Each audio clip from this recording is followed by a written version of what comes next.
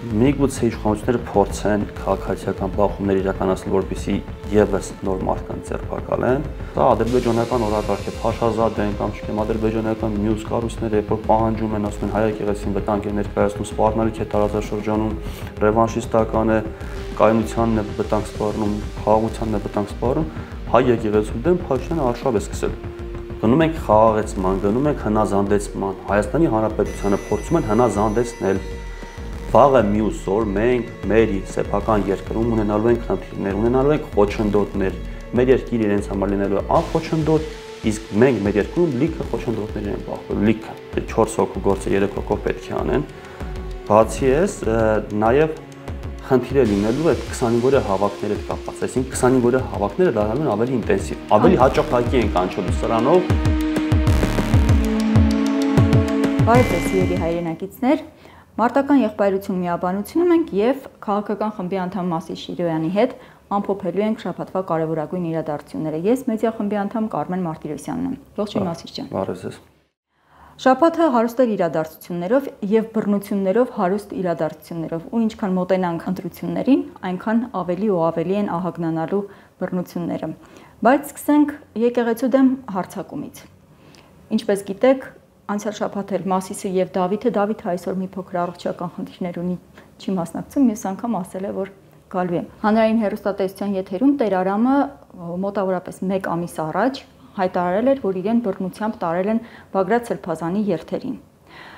Մոտ 1 ամիս հայտարարությունից հետո եւ 2 օր Փաշազադեի եկեղեցու դեմ ելույթից հետո մեր ուժայինները հիշեցին Տեր Արամի հայտարարությունը եւ գնացին Արագածոտնի թեմ, որտեղ ձերբակալվեցին բոլոր հոգեվորականները եւ որոշ աշխարհիկ աշխատողներ։ Բացառությամբ Տեր Արամի, այո։ Մեր լրագրողները փորձեցին Տեր Արամից ճշտել, արդյոք իր հետ եղել են զրույցներ, թե ոչ, նա հայտարարեց, որ ոչ, իր հետ որևէ մեկը չի խոսել, իրենից որևէ մեկը ոչինչ չի ճշտել, իսկ հետո արդեն փաստերի ճնշման տակ ստիպված եղավ խոստովանել, որ իրականում իրեն հարցաքննել են, իսկ թե ինչու է ստել հարցին, պատասխանեց, որ ուժայինները այդպես էին խնդրել։ Հաջորդիվ նշենք, որ դիվանատնից ստացվեց հաղորդագրություն, որ Տեր Արամին կարգալույծ են արել։ Տեր Արամը հայտարարեց, որ չի հաշտվում այդ որոշման հետ եւ նախատեսում է պատարագ մատուցել այս կիրակի։ Արդեն իսկ եկեղեցում արարողությունները անցնում են շատ որոշակի լարվածության պայմաններում, կարգալույծ արված հոգեվորականը շարունակում է հսկել տարածքը եւ փորձել, կարելի ասել նույնիսկ ագրեսիվ ձևով փորձեր անել, վերցնել արարողությունները։ Օկուպացված է Հովանովանքը իր կողմից իշխանությունների թողտովությամբ կամ իշխանությունների հովանավորությամբ։ Սրանք իմիջիայլոց այս process-ները երբ որ կատարում են, նախ սկսենք Տեր Արամ Ասատրյանից, այդ անունն էլ էր շատ էպատաժային, հա։ Ստեփան դարձավ։ Չէ, Տեր Արամ Ասատրյան։ Ինքը մի քիչ տենց էպատաժային էր, բայց երբ որ ինքը չի համաձայնվում իր այդ որոշման հետ, որը որ վեհապարները իրականացրել, կարգալույծ արել, իսկ ինչպես է պատահել, որ ինքը համաձայնվել է, որ վեհապարը իրեն ձեռնադրել է որպես Տեր Արամ հոգեորական, այսինքն երկակի ստանդարտներ են, մի տեղ ինքը համաձայն է իր ձեռնադրման հետ կապված, մյուս տեղը արդեն երբ որ հակառակ process-ն է, այլ համաձայն չի։ Հարցնենք ընկեր։ Չես ընդունում կարգը, ուրեմն այն էլ պիտի չընդունես։ Ընկեր քեզ ով է ձեռնադրել։ Դու որտեղ ես սովորել։ Եթե այդքան վատներ, այդքան վարքու բարքի քեզ դուր չի եկել, խնդիրներ կար, ինչ ես այդտեղ գնացել սովորել։ Եթե դու դրա հետ համաձայն չես եղել, թե ուղղակի քաղաքական պատվեր կար, Փաշինյանի կողմից ինչ որ հրահանգ կար, փորձել են աշխատել որոշակի հոգեվորականները, ով պատրաստ է եղել համագործակցել օրվա իշխանության հետ, որը որ կատարում է Ադրբեջանի ուղիղ պահանջները, այսինքն դրա հետ էլ համագործակցել են, հիմա փորձում են այլ ուղղությամբ գնալ ու իմիջիայլոց ասեմ, սա կրկնությունն է նախորդ դարի 20-ական թվականներին, երբ որ սովետական կարգեր հաստատելուց հետո երկրորդ կարելի ասել կաթողիկոսություն էին ձևավորել, անունը ես բայն չեմ հիշում, բայց նման մի փորձ լարել են, դրա համար Փաշինյանի համար խնդիր է սովետական միությունը 40-ական թվականներից սկսած, իսկ մինչև 40-ական թվականները, այսինքն բոլշևիզմը որ կար, բոլշևիզմը ասվածի հետ ինքը առհասարակ խնդիր չունի, որովհետև ինքը այնտեղից է սովորում։ Ու մի քանի անգամ արդեն նշել ենք, այդ նույն գաղափարախոսությունը, որ փորձում է հիմա տարածել, չգիտեմ, մշակութային թեմաներով, որը որ մենք արդեն նշել ենք, թե որտեղից է գալիս այդ հանրային խորհրդի անդամներից Վարդան Ազատյան, որը գրել էր, տվել էր հիմնական նրա ձեռագիրներ, ակնհայտ երևում է, որ խոսույթը Վարդան Ազատյանն է, այդ նեոբոլշևիզմն է տիրում, ու հիմա իրենք փորձում են նոր եկեղեցի ստեղծել, հինը քանդելով, այսինքն քաղաքացիական բախումներ կլինեն Կիրակի։ Միգուցե իշխանությունները փորձեն քաղաքացիական բախումներ իրականացնել, որպեսզի եւս նոր մարդկանց ձերբակալեն, բայց կարծում եմ, որ Մայրաթորը մինչև այս ինչպես գործել է, որ զսպվածություն է դրսևորել, չի տրվել սադրանքներին, իրեն պահել է այնպես, ինչպես պահում է 1700-ամյա ու ավելի հին կառույցը։ Դրա համար դա հասկանալի է, բայց ոմանք փորձելու են հենց որպես պաշտպան ներկա լինել արարողությանը, իսկ ոմանք էլ գնալու են, քանի որ Տերարամը խոստացել է, որ ինքը չի նահանջելու եւ ասել է 10000 հոգի են բերելու։ 10000 հոգի ինչպես է բերելու։ Ինչից չի նահանջելու։ Հովանավանքը օկուպացնելու է, հա։ Այո։ Հայ առաքելական եկեղեցին հովանավանք չի։ Ու կոնկրետ ինչ որ մի վանք չի։ Ինքը մեծ կառույց է, ցանցային, ու վերցնելով մի վանքը չեն կարող այդտեղ եկեղեցու ներսում փոփոխություն իրականացնել։ Այս մարդիկ սա չեն հասկանում, թե ինչի հետ գործ ունեն։ Բայց կարող են հակաթոռ ստեղծել, ինչպես եւ պատմության մեջ մենք ունեցել ենք հակաթոռ կաթողիկոսություններ։ Իսկ հաջողությունները հակաթոռների անցել գնացել են ժամանակի քամու հետ։ Հիշողներ կան։ Դե, շատ քիչ ու շատ վատ։ Պատմության մասնագետները միգուցե հիշեն, հիմա մեր քաղաքացիներից ցանկացած մեկին դուրս գանք հարցնենք, ասենք հակաթոռներից ում գիտեք, կամ գիտեք ինչ է հակաթոռը։ Սրանք անցողիկ բաներ են։ Հուսամ որ ամենայն դեպս արունահեղություն չլինի արդյունքում։ Բայց ես մեզ լսողներին կցանկանամ հավելյալ անգամ հիշեցնել, որ այս ամեն ինչը ոչ թե եկեղեցու խնդիրների մասին է, այսինքն այս բան այնպես չէ, որ համար 1 խնդիր է Հայաստանի Հանրապետությունում եկեղեցու խնդիրն է։ Մենք չենք ասում, որ եկեղեցում խնդիրներ չկան։ Եկեղեցում էլ խնդիրներ կան, ցանկացած կառույցում էլ խնդիրներ կան, որոնք որ պետք է լուծվեն, որոնք որ պետք է լուծվեն ավելի մարդավարի ձևով, հասկանալով, ճիշտ մոտեցումներ տալով, ցնցումների չընթարկելով նման կառույցները, այն ինչ որ Փաշինյանն անում, սա անում է ուղիղ Ադրբեջանի պահանջով։ Սա ադրբեջանական օրակարգ է, Փաշազադեն կամ չգիտեմ ադրբեջանական մյուս կառույցները, երբ որ պահանջում են, ասում են հայ եկեղեցին վտանգ է ներկայացնում, սպառնալիք է տարածաշրջանում, ռևանշիստական է, կայունությանն է վտանգ սպառնում, խաղաղությանն է վտանգ սպառնում, հայ եկեղեցու դեմ Փաշինյանը արշավ է սկսել։ Ու լավ, մի հոգևորական, երկու հոգևորական, սրան զուգահեռ մենք չենք տեսնում, չէ, ռեալ հանցագործներին, ում պետք է պատժեին։ 18 թվականի հեղափոխությունից որ սկսեց, իրենք անուններ էին թվարկում, բազմաթիվ անուններ։ Հիմա մենք տեսնում ենք ում են ասում էր Սաշիկի անունը, 50%-ի վերադարձը որպես խոստում հնչում էր բոլոր հարթակներից, մենք ոչ այդ 50%-ը տեսանք, Սաշիկի անունն էլ այսպես զգուշորեն հեռացվեց խոսույթից։ 800 հեկտարը ծախելու մասն են խոսում։ Այո։ Հիմա Արցախ չունենք։ Արցախը առասարակ չկա։ 800 հեկտար ծախելու մասն են խոսում ու սենց հարցեր կար,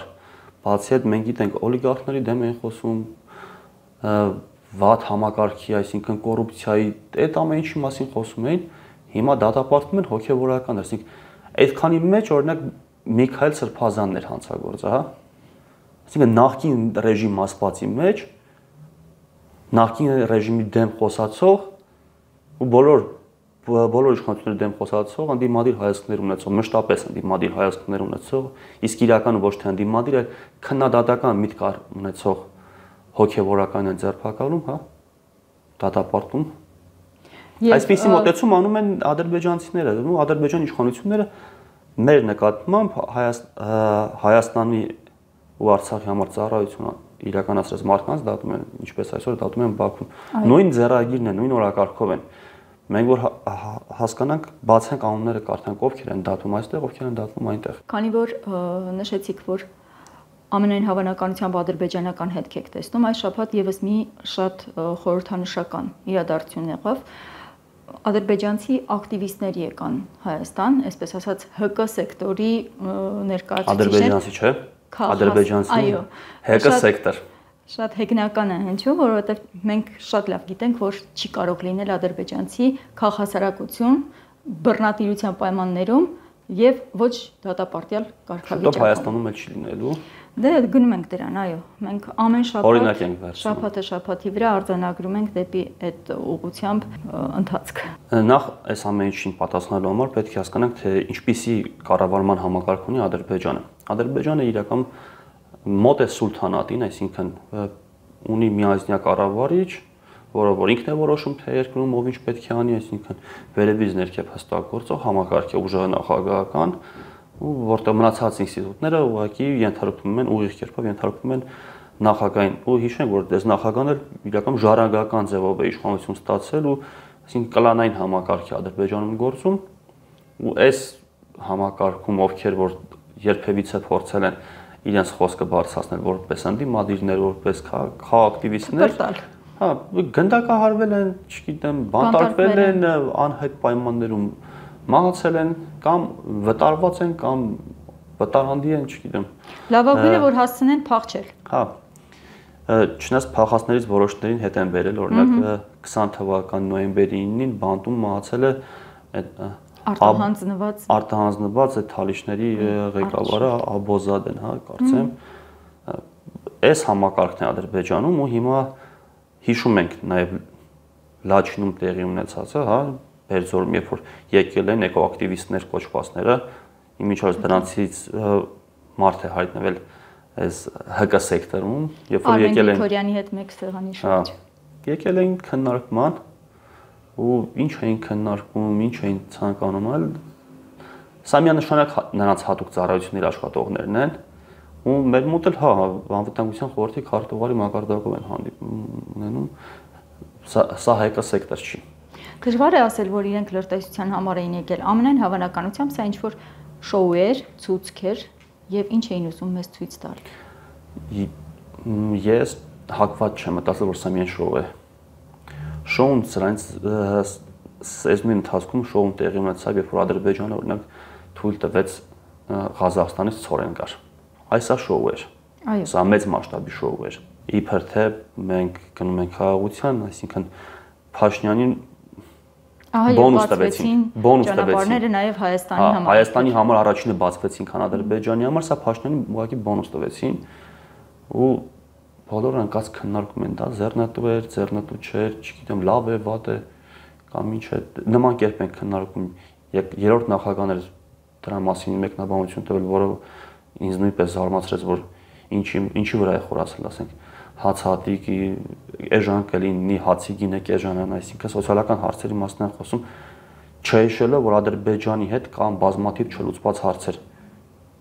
Նույն երրորդ նախագահն ասում էր Արցախը երբեք չլինելու Ադրբեջանի կազմում։ Հիմա Ադրբեջանի հետ ապաշրջափակման թեման, այսինքն այս ամեն ինչ արել ենք, որ էժան հաց ունենանք։ Այս ստամոքսային մտածողությունը իրենք են սրսկում հասարակության մեջ։ Այս սա շոու էր։ Իսկ այս ՀԿ սեկտորինը սա առաջի հերթին ինձ թվում է ուղղակի եկել են իրենց աչքով տեսնելու, համոզվել, չգիտեմ, համեմատելու միգուցե այստեղից ինֆորմացիա տանելու, այսինքն ռեալ հողի վրա արդեն աշխատանք են կատարում։ Սա ուղղակի շոու չէր։ Երբ որ շոու լիներ, իրենք կհանդիպեին ուղղակի ՀԿ սեկտորի ներկայացուցիչները, ոչ թե անվտանգության խորհրդի քարտուղարի ու ինչի են հանդիպել։ Ինչի են հանդիպել։ Ինչ պիտի իրենք իմանան եւ փոխանցեն, որ չի կարող Ալիևը ուղիղ խոսել։ Չէ, Ալիևը ի վիճակի չէ, Ալիևը մեկ մարդ է, ի վիճակի չէ բոլոր ֆրոնտներում ինքը հարցերը կարգավորել։ Այսինքն փաստաթղթավորումներ կան, չգիտեմ, լիք հարցեր կան, որ պետք է արդեն խմբեր աշխատեն, ինստիտուտներ աշխատեն։ Սա Հայաստանի ադրբեջանացումն է, գնում է այդ ճանապարհով, երբ որ մեզ առավոտից իրիկու փորձում են համոզել, որ չէ խաղաղության է գնում, չէ ժողովուրդ խաղաղության չեն գնում։ Եկեք իրերն իրենց անունով կոչենք։ Գնում ենք խաղաղեցման, գնում ենք հնազանդեցման, Հայաստանի Հանրապետությանը փորձում են հնազանդեցնել։ Վաղը մյուս օր մենք մեր սեփական երկրում ունենալու ենք խնդիրներ, ունենալու ենք խոչընդոտներ, մեր երկիրը իրենց համար լինելու է անխոչընդոտ, իսկ մենք մեր երկրում լիքը խոչընդոտներ ենք բախվելու, լիքը։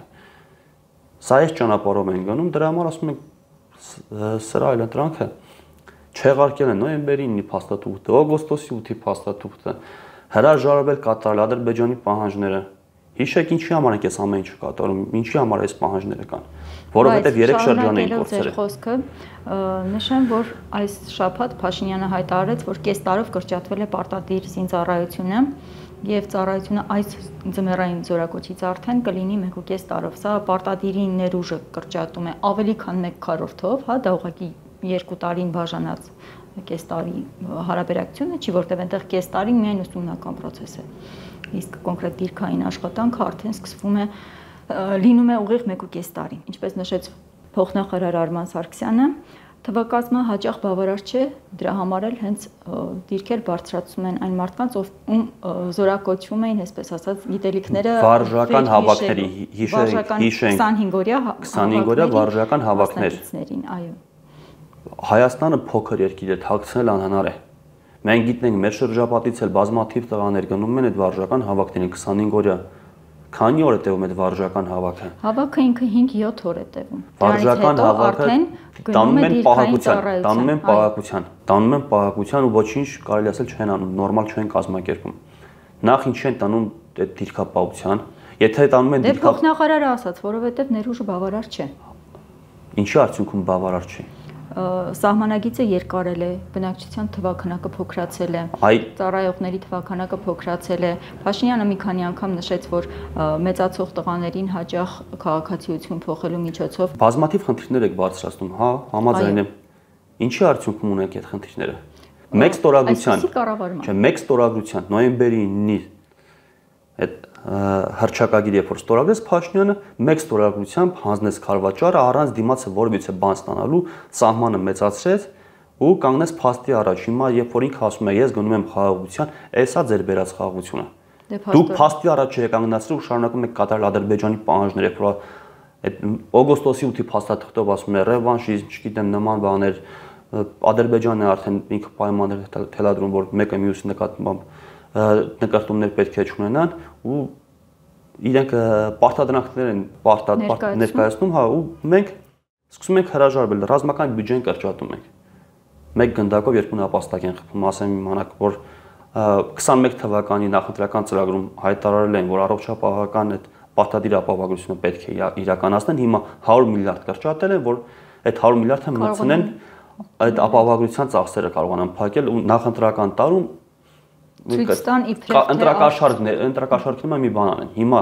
երկրորդը 1.5 տարի են սարքում ծառայություն, այսինքն իրենք շեշտը դրել են 18, 19, 17 տարեկան այդ սեգմենտի վրա, որ շուտով 18 են, հա, ծնողների ձայները, տղաների ձայները, բայց սա խնդիր է դառնալ փաստացի։ Ձեր երեխաները 4 հոգու գործը 3 հոգով են անելու։ Այո։ Այդ ամենապարզ բանն է, ինչ որ իրականացնում են։ Երկրորդ, քաղաքում, երբ որ օրինակ 3 տարին մեկ են կանչում վարժական 3 տարին նշանակում 4 հոգու գործը 3 հոգով անել։ Դա նշանակում է ավելի քիչ քնել, դա նշանակում է ավելի քիչ ժամանակ ունենալ անձնական հիգիենայի համար, դա նշանակում է ավելի ուշ իջնել դիրքերից։ Մենք հիմա էլ գիտենք, որ այդ 2 շաբաթվա միջակայքը չի բաղում։ Առողջությունն է վնասում, երիտասարդ տղաների առողջությունը, որոնք որ վաղը կես մարդ դառած են, հետ գալու շատ կոպիտ կանչի, բայց որոնց շատերից միգուցե արդեն երեխա էլ ոչնչացնում են, այսինքն իրենք ազգի գենոֆոնդի հետ են խաղում։ Բայց բացի այդ խնդիրը, որ տարուկեսը դարձնում է 4 հոգու գործը 3 հոգով պետք է անեն, բացի էս նաև խնդիր է լինելու այդ 25-օրյա հավաքների հետ կապված, այսինքն 25-օրյա հավաքները դառնալու են ավելի ինտենսիվ, ավելի հաճախակի են կանչելու, սրանով իրենք ձեզ բոլորի վնաս են հասցնելու։ Հիմա չեն ասում, որ դուք 1.5 տարի ծառայելու եք, հետո ավելի շուշուտ եք ծառայելու, բայց այդպես է լինելու։ Ու մյուսներն էլ, այսինքն այն ովքեր որ հիմա ընդհանրենք ծառայությունը վերջացրել են, ձեզ ավելի հաճախակի են կանչելու, եթե հիմա 3 տարի մեկ են կանչում, կանչելու են տարուկեսը մեկ, 2 տարի մեկ։ Ձեզ տնից տեղից կտրելու են, գործից կտրելու են։ Մենք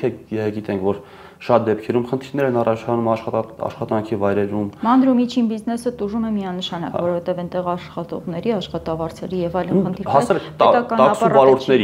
աշխատավարձը փոխանցեն բրծնի։ Տաքսու վարորդը ով է փոխանցել այդ մարդու գումարը, որ անդադ ավելի հաճախակի են տանելու։ Վարկեր, տուրքեր, այլ գործեր, այսպես ասած ֆրիլանս աշխատանք, ամեն ինչը խնդիր է դրա հետ։ Բայց սրա հաջորդը որ իդեպ խոստացել էին լուծել եւ դեռ շարունակում են հնարավոր սրա հաջորդ խնդիրը միգուցե լինի պահ ու վերջերս իրենք նույնպես դրա մասին խոսեցին, արտգործնախարարը դրա մասին ասաց, որ Ադրբեջանի հետ կապված կարող է խնդիր առաջանա, չէ՞։ Այսինքն այնպես չի որ խաղաղությունը ստորագրված է, այնպես չի որ արդեն խաղաղությունը իրականություն է, որովհետև ստորագրելուց հետո էլի խաղաղությունը իրականություն չէ, Ու հետո ինչ ասում, բանակ խոստովանում են, որ այս ամենը վերջ չունի եւ ոչ մի երաշխիք չկա։ Լավ, Ադրբեջանը հարձակվեց, մեր բանակի թվականակը նվազած, բանակի անձնակազմը սպառված, մաշված, որովհետեւ տարի ու կեսի դեպքում քանակը քիչ է լինելու, զինվորները սպառված են լինելու, հոգնածությունը մեծ է լինելու, ու ինչ ասում են, չկարողացանք պահել։ Մենք ցանկացանք լավ բան անել, բայց ստացվեց այնպես, ինչպես միշտ հայտնի է դա Չեռնոբիլցինի խոսքը։ Այո։ Դրա համար սա ամբողջությամբ, եթե նայում ենք ընդհանուրի մեջ, եկեղեցին, բանակի հետ կապված ծախսերի կրճատում, ծառայության կրճատում ու նման այլ հանգամանքներ հասկանանք, որ սա ուղղակի ադրբեջանական պատվեր է։ Իրենք փորձում են դա ներկայացնել, ցանկացած պարտություն ու ցանկացած ադրբեջանի բան փորձում են այստեղ ներկայացնել որպես իրենց հաղթանակ ու ձեռքբերում։ Եվ անում են, եւ փորձում են մեզ այսպես ասած կերծնել։ Հա։ Բռնությունների թեման շարունակելով կալանավորվեց Վարդան Ղուկասյանը, Գյումրիի քաղաքապետը։ Այստեղ պիտի նշենք Գյումրիի ընտրված քաղաքապետը, որովհետև մարդիկ գնացել են իրեն ընտրել են եւ քաղաքացիները, ովքեր իրեն ընտրել էին, դեմ էին, որպեսզի այդ մարդուն կալանավորեն, փակել էին քաղաքապետարանի մուտքերը եւ մենք լսեցինք ոստիկանի շատ որոշակի արտահայտությունը, բառացի մեջ բերենք, սաղիթ դեմքերը ֆիքսվում են։ Եվ օրեր անց արդեն գնացին ֆիքսված դեմքերի հետևից կալանավորումներ եղան 3 տասնյակից ավելի եւ նրանցից 15-ը այս պահի դրությամբ կալանավորված է։ Նրանցից մեկն էլ անչափահաս։ Ձերբակալեցին ավելի քան 30-ին, 15-ին արդեն կալանքի միջնորդությունը հաստատվեց եւ մեկն էլ անչափահաս կալանավորված են։ Վարդան Ղուկասյանի տասնյակ քրեական գործերի ֆոնին փաստորեն թույլատրվեց, որ նա առաջադրվի, լինի միասնական տեխնացում, ընտրվի, հասնի, նստի եւ այլն, եւ դրանից հետո գնան նրա հետևից։ Ինչու՞։ Հայաստանում վերջերս իրավիճակ է փոխվել, միգուցե օգոստոսի 8-ի այդ փաստաթղթի ստորագրումից հետո ավելի խիստ են դարել իշխանության գործիքակազմը ու ավելի նախահարցակ է լինում իշխանությունը փորձելով լրացնել բոլորին։ Մենք կարող ենք ընդհանուր հերվիզ նայելով ասել վերջի շրջանում սպանություն ընդդիմադիր համայնքապետի ինչ հանգամանքներում շատ չենք խորում, չնայած դրա ամբողջ հետքերը տանում են հենց քաղաքական դրդապատճառով, այսինքն ԿՊ-ի տեխնացուի հետ խնդիր է եղել ու այս խնդրից առաջացել ընդդիմություն իշխանություն վեճից Գյումրիում, Մասիսում շարունակվելու են ընդդիմադիր համայնքապետ։ Այո, Մասիսի քաղաքապետին էլ ձերբակալեցին, թեպետ կարող էին ավելի շուտ ձերբակալած լինել, որտեղ 7.5 տարի առաջ քրեական գործով հիմա նոր վճռ են դուրս եկած կլիներ, եթե նույն 6 տարին տային, հիմա արդեն ինքը դուրս եկած, բայց ընտրությունների նախաշեմին ձեռնտու չէր, դրա համար հիմա տարան։ Մենք սրա մասին մի քանի անգամ բարձրացան ենք, որ բոլորի հետևից գնալու են, բոլորի 26 թվականի ընտրություններին են նախապատրաստվում, փորձում են տոտալ վերահսկողություն սահմանել, բայց սա շարունակվելու է 26 թվականի աշնանը տեղի ունեցող թիմ ընտրություններում իրենք փորձելու են բոլոր տեղերում հաղթել, իսկ որտեղ որ ընդդիմադիր տեխնացուներ են հաղթել արդեն, իրենք փորձում են դրանց փոխարինել իրենց տեխնացուներով, այսինքն վախացնելով, չգիտեմ, կաշառելով, կամպրոմատներով, բոլոր հնարավոր տարբերակներն օգտագործեն, որպեսզի Հայաստանում լինի տոտալ իրենց իշխանություն, այսինքն մեն իշխանություն լինի կոմունիստական կուսակցության նման մի կուսակցություն ԿՊ անունով սովետական կարգեր ինչպես որ եղել են։ Ու նպատակը հետևյալն է 27 թվականին իրականացնել կամ եթե իրենք այս ամեն ինչ ավելի շուտ վերջացնեն 26 թվականի վերջում իրականացնել սահմանադրական բարեփոխումներ չակերտներով փոփոխությունները, որտեղ որ կհանեն Հայաստանի անկախության հռչակագիրը, իրական Հայաստանը կհռչակեն այդ կեղծ իրական Հայաստան, սովետական, որը որ սովետական Հայաստանն է, կհռչակեն դա իրական Հայաստան, կհռչակեն Հայաստանի 4 հանրապետություն։ Առհավետ կճնջեն Արցախի անունը։ Ոչ միայն Արցախի, այլ Հայաստանը արդեն փաստաթղթերով կլինի Թուրքիան ու Ադրբեջան ենթակա պետություն։ Իրենք սա են փորձում անեն ու հասկանում են, որ հայ ժողովուրդը դրա համար միգուցե փողոց դուրս կա, միգուցե դիմադրություն ցույց տա։ Դրա համար ինչ է պետք անել։ Բոլորին առանձին ճնշել, բոլորին լրացնել,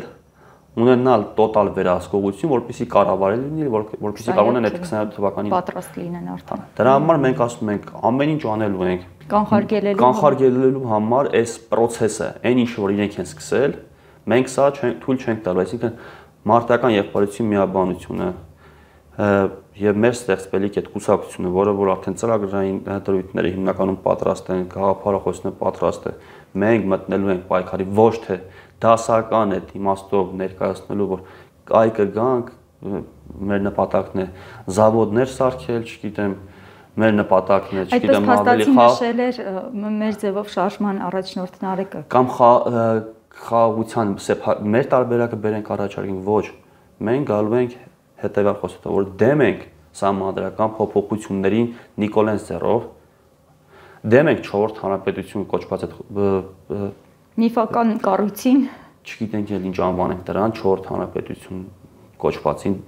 դեմ ենք առհասարակ իրենց կատարած փոփոխություններին, դեմ ենք հանձնվելուն, կողմ ենք դիմադրելուն, կողմ ենք սեփական ուժերով դիմադրելուն, կողմ ենք անկախությանը, ինքնիշխանությանը, այս խոսույթով են գալ, որովհետև առանց սրանց դուք ոչ ունենալու եք զավոդ, ոչ ունենալու եք ապահովություն, ոչ բարեկեցիկ կյանք չի լինելու։ Ձեր կյանք ավելի ոչ կյանքի դժվար է լինելու։ Այս շաբաթվա հարցերի մեջ չէինք ընդգրկել, բայց անցյալ շաբաթվա վերջին շատ կարևոր մի իրադարձություն էլ տեղի ունեցավ։ Էրդողանը որոշեց, որ Թուրքիայում այլևս օտար չեն համարվելու թուրքալեզու որոշ ժողովուրդների ներկայացուցիչներից։ Դա նշանակում է, որ նրանք արդեն կարող են արտոնյալ պայմաններով բնակատարածքներ գնել, գույք գնել եւ բիզնես հիմնել Թուրքիայի տարածքում։ Գիտենք, որ այնտեղ կան շատ որոշակի տարբերություններ, թե ով ես, եթե դու ուզում ես այդ տարածքում գործունեություն ծավալել։ Դա նշանակում է, որ այն հատվածներում, որ իրենք, քանի դեռ մեր ցեղասպանության ճանաչման գործընթացը ակտիվ էր, այսպես չէին ձգտում շատ արագ վերաբնակեցնել կամ, չգիտեմ, այնպես էին պահում իրենց, ինչպես մենք Աղդամի եւ Ֆիզուլի նկատմամբ հատվածները նման իրավիճակ կար, իսկ հիմա ակտիվ օրինակ վերանորոգում են Անի քաղաքը։ Զգում էին, որ իրենք տեր չեն։ Մենք կարող ենք դա վստահ ասել։ Իսկ հիմա փաստորեն կարող են ուզբեկները, ադրբեջանցիները, այլ թուրքալեզու ժողովուրդներ, որոնք այդ ցանկում կան, գնալ եւ այնտեղ գնել գույք։ Ըստ էության մեր գույքը։ Իրականում այդ մեծ թուրան ասված է, երբ որ ասում ենք մեր աչքի առաջ տեղի ունենում իրագործվում է, երկար տարիներ մենք սա լսել ենք, որ Հայաստանը սեպ է մեծ թուրանի համար ու շատ խոսացող գլուխներ անընդհատ փորձել են ծաղրել, որ մենք այդքան չկանք, մենք մեզանից ինչ ենք ներկայացնում, որ մենք սեպ լինենք, մենք չենք խնդիրը։ Բոլորն են ասել, շատերն են շատ Փաշինյանը հակառակն ասում, մեծ թուրան թող լինի, մենք էլ չենք խանգարի, բայց շատերը ծաղրում են, ասում են մենք այդքան չկանք։ Հիմա մենք տեսնում ենք, չէ՞ որ մենք այդքան կանք։ Հիմա էլ կանք։ Դեռ իրականություն չի։ Իրեն գնում են այդ ճանապարհով, բայց դեռ իրականություն չի։ Հնարավոր է այսպես մնա։ Եթե այսպես մնա, դրա համար պետք է ամեն ինչ անել, ամեն ինչ։ Ամեն հնարավոր քայլ պետք է անել, որպեսզի քաղաքական իշխանությունը այս քայլերից հետ կանգնի ու հրաժարվի առհասարակ ասի, ես էլ ի վիճակի չեմ գնա թուրքերն ասի, ես ի վիճակի չեմ Հայաստանում փոփոխություններ իրականացնել։ Կներեք, մենք ձեզ գցել ենք։ Իդեպ Երբ որ ընդդիմությունը շատ ակտիվորեն քննադատում է, իրենց ամեն ինչ անելը կարող է սկսվել մեկ քայլից։ Մանդատները դնելուց։ Մանդատները դնում է, Փաշինյանը այլևս այս ամենը չի կարողանում անել։ Ընդդիմությունը մենք բազմաթիվ անգամ ասել ենք, որ նշել ենք դա, այո, չկա այդ ընդդիմությունը չկա Նիկոլ Փաշինյանի օրակարգի մեջ գործող ինչ որ իշխանության թև է։ Խորհրդանշորեն շատ դառը լուր ստացանք, որ Չեչեն մի աղջիկ, ով ընտանեկան բռնությունից ապաստան էր գտել Հայաստանում, սպանված է գտնվել, սպանված կամ մահացած ասում են, բայց ենթադրելով այն վախից, այն սարսափից, որ զգացվում է իր նամակների մեջ, կարող ենք ասել, որ նրան հետապնդել են եւ ամենայն հավանականությամբ նա որ փորձել է իր կյանքը նորից սկսել այլ երկրում եւ այլն, ինքը իրեն չէր սպանի, նա սպանվել է։ Ես կարդացի, որ ինչ որ աղջկա պետք է հանդիպել ում հետ ծանոթացել էր սոցիալական կայքի միջոցով, որի ինտերների մեջ Կադիրովի շրջապատի մարդիկ են, իմիջիայլոց այն Կադիրովի, ում մասին երազում է Ստեփան Ասատրյանը կամ Արամ Ասատրյանը, հա,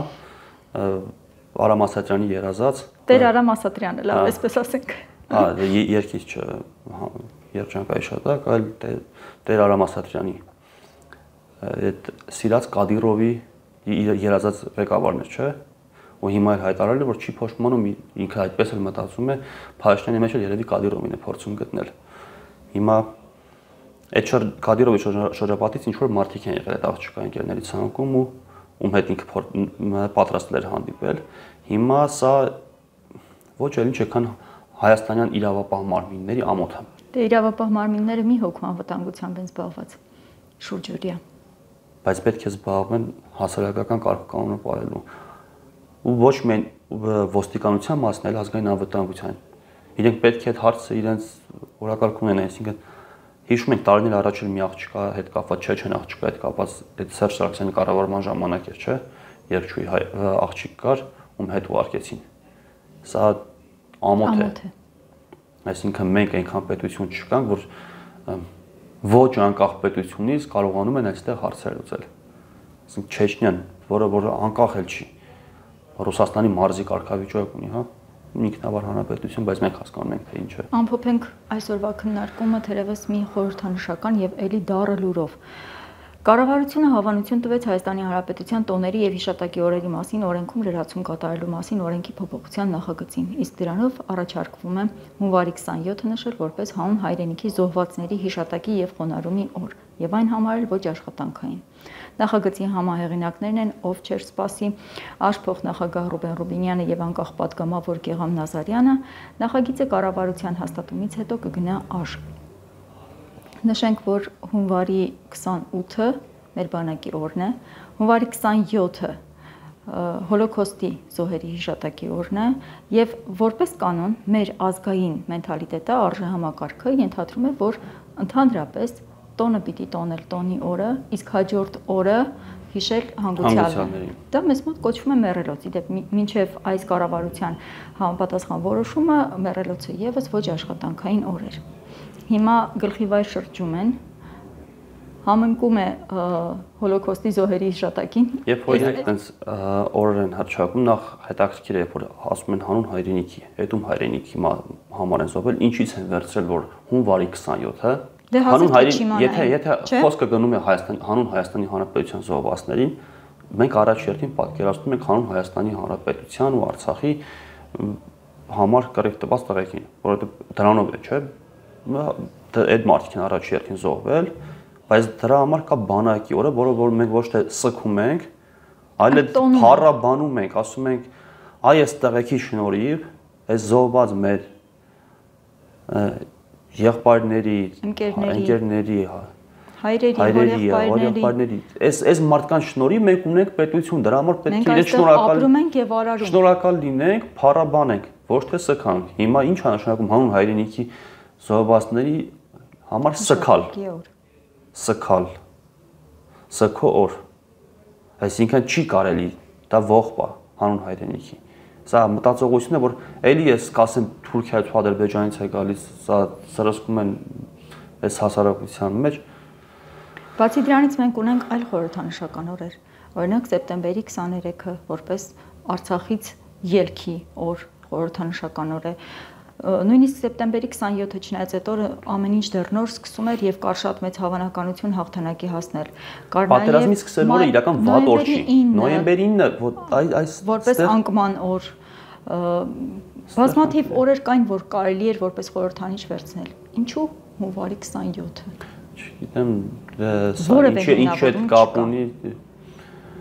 Իրենք ինչ ցանկանում անում են, այնպես ինչպես օրինակ որ այդ հովանավանքում հիմա ինքնահռչակ կներեք արտադրության համար, բայց պրաշլյակ տերտերով փորձելու են պատարակ անել։ Իրականում աստվածաբանորեն բավականին բարդ է հենց պատարակի խորհրդին մասնակցողների համար։ Ես չգիտեմ, իհարկե լավ կլիներ մի հատ անձնական օգտագործման աղացը ունենայինք, տեսնեինք ոնց են այդ 10,000 հոգուն հավաքելու, որովհետև ես վստահ եմ, որ այդպես ուղղակի չեն հավաքվելու այդ 10,000 հոգին։ Ինչքան ուզում եք նախապում են։ Դե հա, հին սկզբունքներով։ Բայց այստեղ ես կուզեի մի փոքր անդրադառնալ հենց աստվածաբանական պահին։ Այն մարդիկ, ովքեր գնալու են եւ հաղորդություն են վերցնելու fake, այսպես ասենք, կարգալույց արված քահանայի ձեռքից, իրենք անձնապես կատարելու են այդ որոշումը եւ իրենք պիտի վստահ լինեն, որ իրենք գիտեն ինչ է նշանակում դրա հետևանքները կրել։ Մենք շատ հաճախ խոսում ենք Հուդայի մատնության մասին, իսկ Հուդան Քրիստոսի ձեռքից վերցրեց այդ հաց ու գինին հոգով, սրտով պատրաստ չլինելով դա ընդունել։ Խնդիրը բավականին խորն է, ում որ հետաքրքիր է, ինքը կարող է Ալեքսեյ Օսիպովին, ռուս աստվածաբան է, բավականին ծավալուն ուսումնասիրություն ունի, բայց պետք է շատ ուշադիր լինել, որովհետև Օսիպովն ասում է եւ շատ մեծ հիմքեր, լուրջ հիմքեր ունի դա պնդելու, որ այդ նշխարով սատանան մտավ մարդու մեջ։ Բոլորդ ովքեր նախատեսում եք գնալ այդ պատարագին մասնակցել, այդ երկպառակության պատարագին մասնակցել եւ մոտենալ հաղորդությանը, նկատի ունեցեք, որ հաղորդության սուրբ խորհրդով, հացուգինով ձեր մեջ կարող է մտնել հենց այդ դևը։ Մասնակիցն է լինելու։ Դե իսկ որպեսզի կարողանանք այս ամեն ինչից դուրս գալ, այս ամեն ինչը կանգնեցնել, կարող եք միանալ մարդկական եղբայրություն միաբանությանը, գրանցվել մեր հայտարարությունում նշված հետևումով եւ մասը դառնալ մեր կուսակցության, այսինքն հիմնադիր լինել, ոչ միայն ընտրել, այլ նաեւ հնարավորություն ընտրվելու, ակտիվ process-ների մասնակցելու, ինչպես նաեւ կարող եք ձեր աջակցությունը հայտնել գրանցվելով մեր Patreon-ին, թեկուզ ձեր փոքր նվիրատվությունը իրականացնելով, թեկուզ մեր նյութերը տարածելով կամ կիսվելով, ցանկացած միջոցով կարող եք մասը դառնալ, մասնակից լինել այս վատ process-ները կանխելուն։ Լավ մնացեք, հանդիպենք հաջորդ շաբաթ։